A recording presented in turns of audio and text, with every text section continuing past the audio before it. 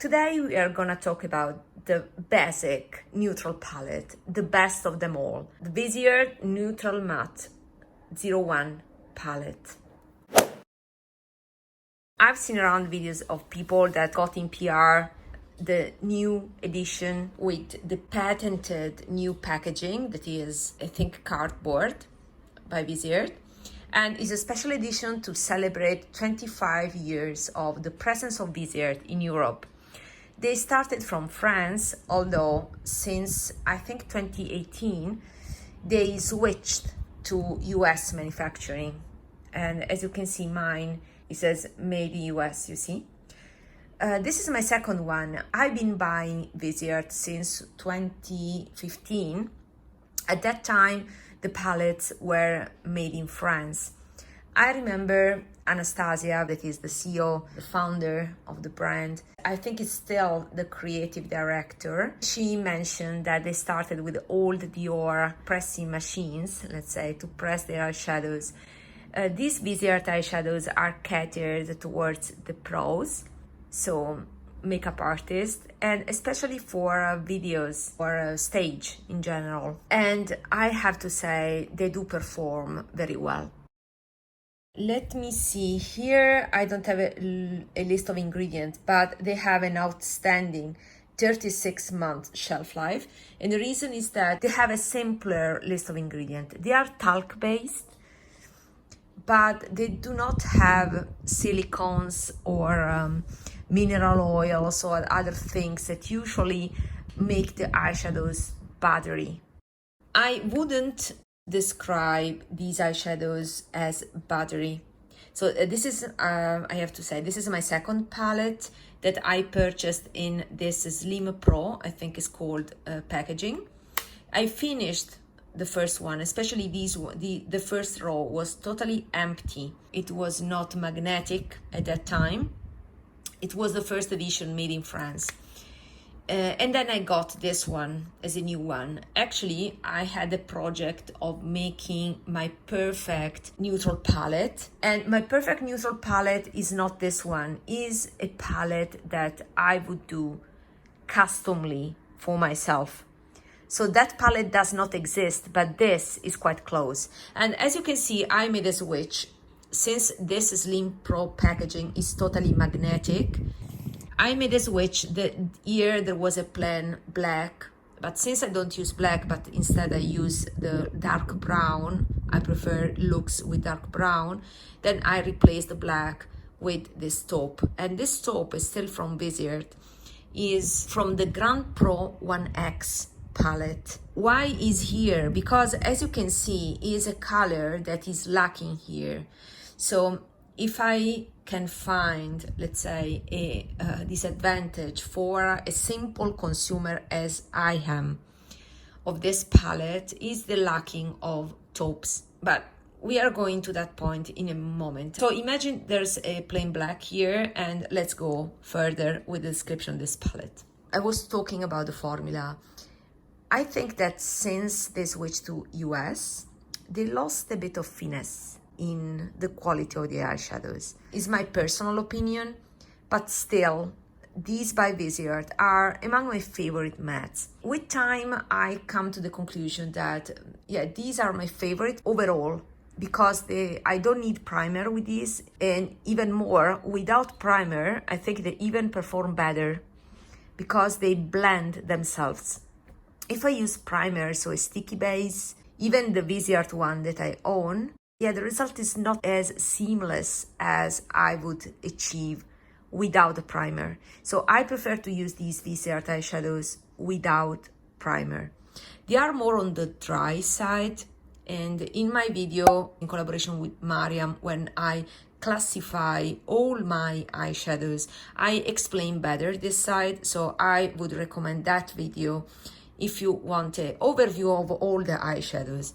I would classify these as standard pressed powders, so no baked, nothing fancy here, but they're workhorse eyeshadows. So formula is on the drier side, but is very finely milled.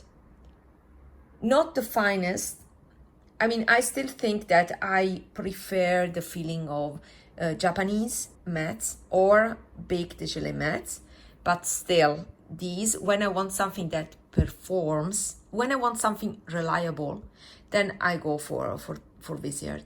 This will be my palette, the palette that I will bring with me next weekend. When I have an event, I will be photographed and I want something reliable that will last all time, that will be sweat proof, and that won't give me any surprise. This is the choice because of the pro quality. The other thing is that you can customize the color because these eyeshadows, since they blend themselves, they are mostly powdery. Powdery is not always a bad thing. I mean, usually influencers are talking about powderiness as a bad thing, but that's not true. Powderiness makes them to mix in a perfect, seamless way. So you can create new colors by blending, by just put your brush into different pans. And then being more powdery, they blend themselves. That is the quality of these eyeshadows. So although I just said before that they lack taupe, if you are a little bit experienced with color analysis, you can customize your taupes here using the cooler shades and mixing with other colors. So you can create a taupish orange even if you mix the color of the pans, and that is done instantly with these eyeshadows because of the quality of these. Another quality that honestly I cannot truly say is that they say that they are true to the pan. So if you swatch them, being pro quality, you get a color that you see on the pan. That is true for this palette. Is less true in general, in the sense that I don't find it to be true for all the Viseart palettes I have. But anyway, they tested, trimmed, let's say, the formula so that they can achieve that color matching swatch to the pan. Another characteristic is that if you swatch them, they do not swatch in an intense way, but that is because of the pro quality of these eyeshadows. You can really create veils of color depending on your preferences, on your needs. So you can modulate the color, you can create new colors. They are longer lasting because of their powderiness. The fact that they are a little bit drier than other eyeshadows that are more emollient, that have silicones, is that they are more reliable when it comes to sweat, and also with time your oils. So you have this dryness that you can see in the beginning, that it becomes more like your skin because it blends with the oils of your skin. So it's very reliable. That is what I want to say. So that more powderiness is not a disadvantage because ultimately goes in favor of blendability, color customizing, and longevity. So we talked about the formula. Let's talk about the colors. This is the original layout. Imagine here a black. That's the only difference. Guys, I cannot find it. So that's the reason why I didn't replace the black. This is a white, a little bit creamy white, let's say. And then we have 3 shades of skin color, fair light skin color. I would say fair light medium,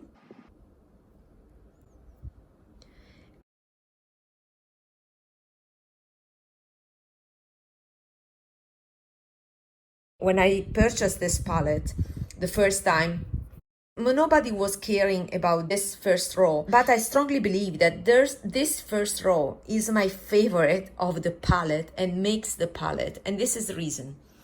It's very rare to find these kind of nudie colors that are very balanced in terms of peach and pink.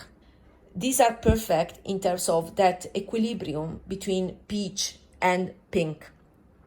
When you want to fake a natural skin tone, So these are different degrees of skin tones, and when I put them on my eyes, depending on the time of the year, when it's winter, I'm more towards this side of the spectrum. I typically combine these two. I'm more on this color, but I usually light it up with this whitish cream. But now, when it's summer that I have a tan, I go towards these ones. So these makes the perfect crease color when you want to make the perfect no makeup look. And it's rare to find a gradient like this that goes from almost white, I think this is white, yeah, to a tanned color with still some peach. I can use these peachy colors also as correctors for my under eye circles. So this is actually a face palette too. I mean, there are no limits. I can even use some powders to mix with lip balm and make a brownish lipstick. I mean, there's truly no limitation when it comes to these powders. And that's why I penned previously these tones, because they are the most versatile. I follow this spectrum perfectly. And then you have some browns. These are cooler, and yeah, this is very balanced. And then you can warm them up with some orange. And then you have a dark shade here and a black here. So it's very balanced, it's perfection. It has all the colors that you want for no makeup, for movies, and also as a base for any other shimmery palette out there. So the combinations are infinite. The only thing that lacks are yellow beiges, and therefore if you want a yellowish version, there's the warm matte that is more yellow. And yeah, here I don't know where these other are, but I customized mine. I mean, this is another sexy palette, more on the yellow side, and I love these light beiges. So yeah, just to show you, I don't think that the cool palette is as good as the warm palette, because here you see again skin tones here. While the cool tone palette, the cool mattes, I had the old version and the new version as well. Currently in my collection I have the new version, but it's more colorful because it's more purple, pink. I wish that cooler palette had cooler skin tones, nudish pinks, more vibrant pinks. Anyway, back to this. Let's proceed to the other row. So I swatched already this one. And so let's go to this, that is, you see, much more intense. And then we have this terracotta here, and then the dark brown, and then finally the other three colors here, that is a cooler brown,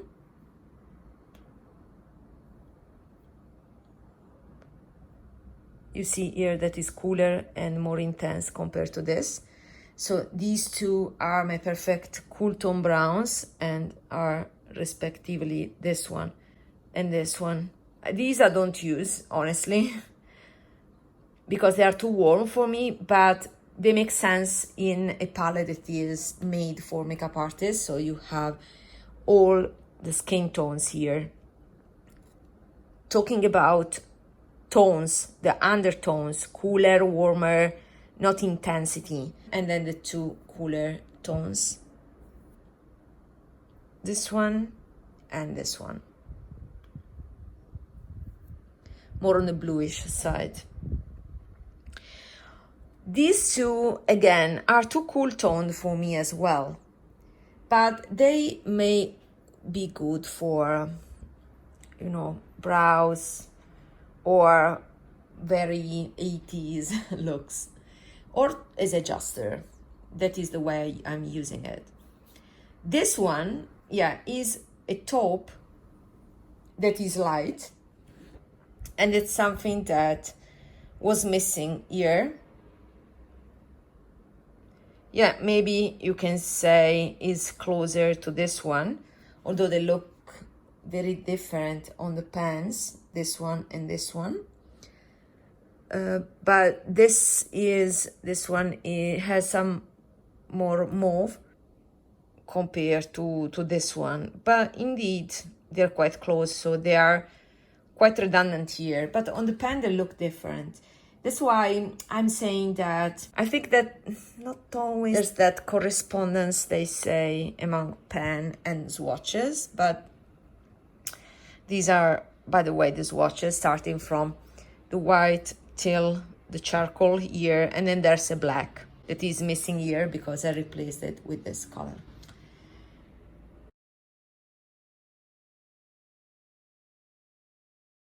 In conclusion, this is a must-have in my opinion. If you don't have any neutral palette, this is the way to go. This was my first palette in my collection, and I think I still believe that is the first starting point. Not to overbuy, because if once you have this, you don't need practically any other neutral palette unless you want specific use or more yellow or those type of variations. This is the best palette by Viseart in my opinion. Is their best selling for a reason. Is a staple because it has everything and the quality is very reliable. Last note about the packaging. This Slim Pro packaging is still my favorite. I like because it's modern. I mean, with angles that are rounded, you don't have the old squared angles. And it's practical because you can remove all the pens, so you can customize your range of shades.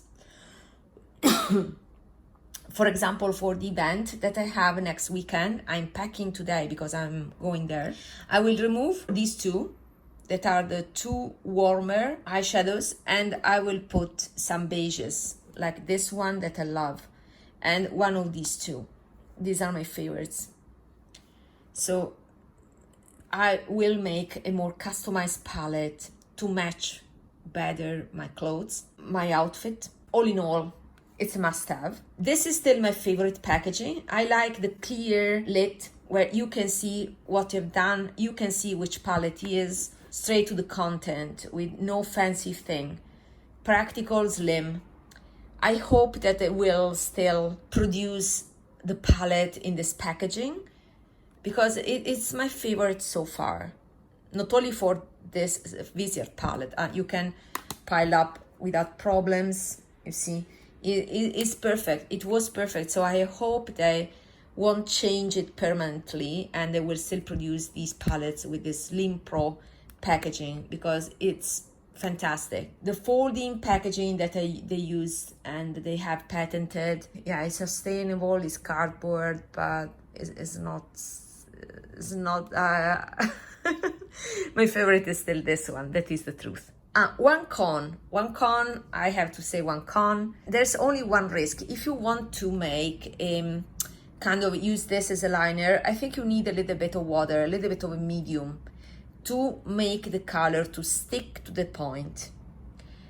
So another thing is that the formula is such that you can manipulate the formula. You can manipulate these powders to be more or less dense, mixed with other medium. So in a very pro way, let's say, if you use them as they are, they may tend to overblend in just one color. So suppose that you want to make, I don't know, the corner with this color and then you blend with another color. If you blend too much, since they practically blend themselves, you don't have the patchiness, you don't have that color stay there. Of course, you have to know the consistency, the property of the eyeshadows you are working with in order to properly use it.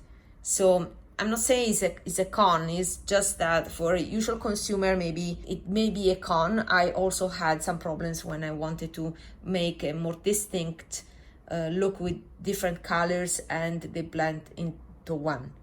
So I had to pay attention of we're placing the coloring or playing a little bit with primers, with things to make the different colors stand out, let's say. This is a staple and it will always have a place in my collection because it's the first must-have, not only for pros, for makeup artists, but also for simple makeup lovers, because this is quality, is pure quality. Until next time, bye.